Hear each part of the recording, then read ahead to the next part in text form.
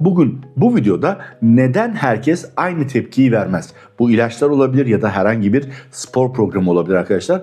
Bu soruyu tam da bu bakış açısıyla ele almaya çalışacağım. Çünkü bilgi varsa risk azalır. Şimdi gelin bu konunun neden bu kadar önemli olduğuna birlikte bakalım. Instagram, YouTube ve Telegram'da sporda performans ve vücut gelişimi ve bu süreçlerde yapılan hatalarla ilgili bilinçlendirme odaklı içerikler paylaşıyorum. Özellikle Telegram'da açık mecralarda konuşamadığımız birçok detayı daha net ve filtresiz şekilde ele alıyoruz. Eğer bu tarz içerikler ilgini çekiyorsa ilgili platformlara göz atmayı unutmayın diyorum arkadaşlar. Şunu da en baştan net söylemem gerekiyor. Bu videoda anlatacaklarım genel bir bakış açısı sunar arkadaşlar.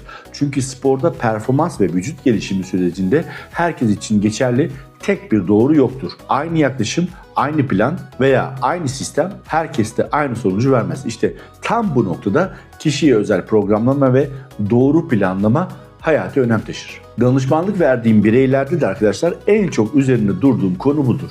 Kişinin yaşı, yaşam tarzı, stres düzeyi, hedefleri ve geçmişi dikkate alınmadan sağlıklı bir süreç yönetilemez arkadaşlar. Hemen bölüm 1'e geçelim arkadaşlar. Bölüm 1'de şunu işleyeceğiz. Vücut tek tip değildir arkadaşlar. En temel ama en çok göz ardı edilen gerçek şu arkadaşlar.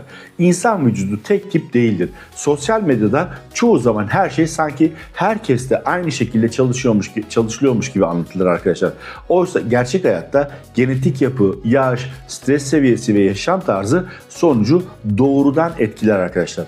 Aynı yaklaşım iki farklı vücutta tamamen farklı sonuçlar doğurabilir. Bu yüzden başkasında olduysa bende de olur düşüncesi en sık yapılan zihinsel hatalardan biridir. İşin başka bir bölümü, daha doğrusu işin başka bir gerçeği reseptör gerçeği ki bu da bölüm 2 oluyor arkadaşlar. Burada çok kritik bir noktaya geliyoruz aslında. Vücutta her etki reseptörler üzerinde gerçekleşir. Ama herkesin reseptör hassasiyeti aynı değildir. Kimisinin sistemi daha duyarlıdır, kimisi ise daha geç tepki verir. Aynı uyaran bir kişide güçlü bir yanıt oluştururken başka bir kişide zayıf ya da sorunlu bir yanıt oluşturabilir. Bu farklar genellikle önceden fark edilmez ve iş işten geçtikten sonra anlaşılır arkadaşlar. Bölüm 3 diyoruz. Herkesin stresi, uyku ve günlük hayatı tabii ki farklı. Burada aslında bir diğer önemli konuya geliyoruz. Günlük yaşam faktörleri. Uyku kalitesi, stres düzeyi, iş temposu ve psikolojik durum vücudun verdiği tepkiyi ciddi şekilde değiştirir arkadaşlar. İyi dinlenemeyen, sürekli stres altında olan bir vücut aynı süreci sağlıklı bir şekilde yönetemez. Ama çoğu kişi bu faktörleri önemsiz görür ve sadece sonuca odaklanır. Oysa vücudumuz böyle çalışmaz arkadaşlar. Vücut bütün bu sinyalleri birlikte değerlendirir. O zaman bölüm 4'e geçelim. Yanlış beklentiler arkadaşlar. Bir başka büyük problem de aslında yanlış beklentilerdir. Sosyal medya her şeyin hızlı ve kolay olabileceği algısını yaratıyor. Ama gerçek hayatta süreçler zamana yayılır. Kısa vadeli sonuçlara odaklanmak, uzun vadeli süreci görmezden gelmek çoğu problemin temelini oluşturur.